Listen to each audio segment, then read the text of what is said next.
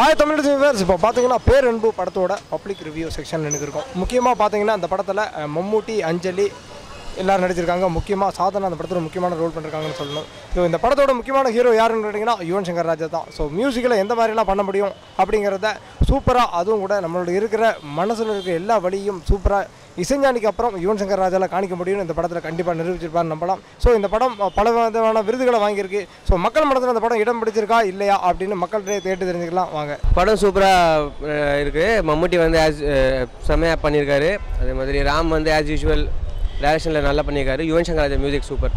படத்துக்கு ஹைலைட்னா மியூசிக்னு சொல்லலாம். சூப்பராக பண்ணியிருக்காரு. படம் சூப்பராக இருக்குது. ஒரு அப்பாவுக்கும் பொண்ணுக்கும் உள்ள ஒரு உறவு தான்.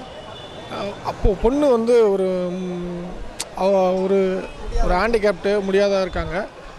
எல்லா உணர்வையும் அப்பா வந்து நிவர்த்தி பண்ணணும்னு நினைக்கிறாரு. அதுக்காக வந்து அது படம் பாருங்கள். அது ஒரு சஸ்பென்ஸ் இருக்குது. எல்லாம் பண்ணுற அதை மீறி ஒரு விஷயம் இருக்குது. படம் பாருங்கள், தெரியும். மியூசிக் சூப்பராக இருக்குது. மியூசிக்கு ஒரே ஒரு பீட்டு மட்டும், அது என்ன இன்ஸ்ட்ருமெண்ட் எனக்கு சொல்ல தெரில.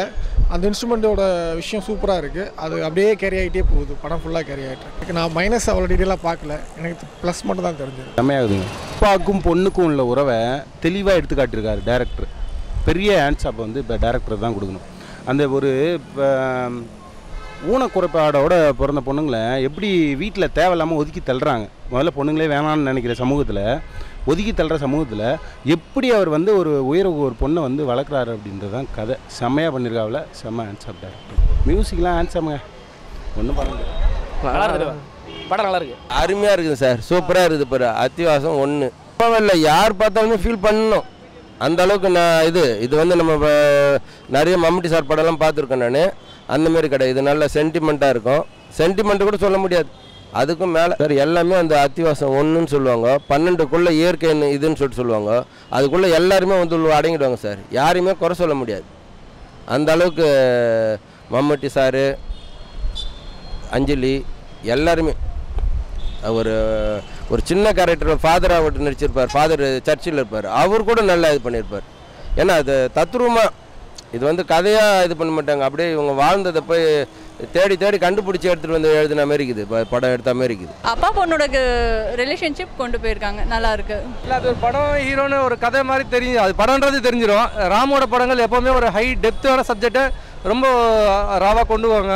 அதில் இந்த படம் வந்து மம்முட்டியோட ஆக்டிங் இன்னும் கொஞ்சம் நடிப்பாக தெரியாமல் இயல்பாக போனது இதோட ப்ளஸ் பாயிண்ட். அண்ட் ஒவ்வொரு அப்பாவும் பார்க்க வேண்டிய படம். அவர் அம்மாவோட சைட்ல இருந்து அவங்க ஃபீல் பண்ண முடியும் கண்டிப்பாக இந்த படத்தை. சான்ஸே இல்லை, கேட்கவே வேண்டாம். பேக்ரவுண்ட் வந்து சூப்பராக இருக்குது. இவன் பற்றி சொல்லணும்னா, இந்த மாதிரியான முயற்சிகளை தூக்கி சுமக்கிறதுக்கு ஒரு முதுகமுள்ள மியூசிக் டைரக்டர் தான் வேணும். அது ராஜா சாராலையும் யுவன் சங்கர் மட்டும்தான் முடியும். Hats off Yuvan. இந்த மாதிரி நிறைய படங்கள் பண்ணுங்கள். நிறைய படங்களுக்கு, நிறைய புதிய முகங்களுக்கு முகம் கொடுங்க. தேங்க்யூ. அது ஒரு குறையாவே தான் இருக்குது. இப்போ பார்த்தாலே நிறைய பேர் ஃபேமிலியாக வரல. மேபி இனிமேல் அடுத்த ஷோ சண்டேஸ்லாம் ஃபேமிலியாக வரதுக்கு சான்சஸ் இருக்குன்னு நினைக்கிறேன். கண்டிப்பாக. இந்த படம் மட்டும் இல்லைங்க, எந்த ஒரு நல்ல விஷயத்தையும் தூக்கி வச்சு கொண்டாடினீங்கன்னா அப்புறம் நல்ல விஷயங்கள் வரும். நம்ம இதை மாதிரி இதை சப்போர்ட் பண்ண விட்டுட்டோன்னா அப்புறம் எதை குப்பையோ அதை தான் தூக்கி வச்சு பார்க்க வேண்டிய கடமைக்கு ஆயிடும். ஸோ நல்ல முயற்சிகள் எங்கே இருந்தாலும் தூக்கி வச்சு கொண்டாடுங்க. தேங்க்யூ. இந்த வீடியோ உங்களுக்கு பிடிச்சிருந்துச்சுன்னா லைக் பண்ணுங்கள், ஷேர் பண்ணுங்கள், கமெண்ட் பண்ணுங்கள்.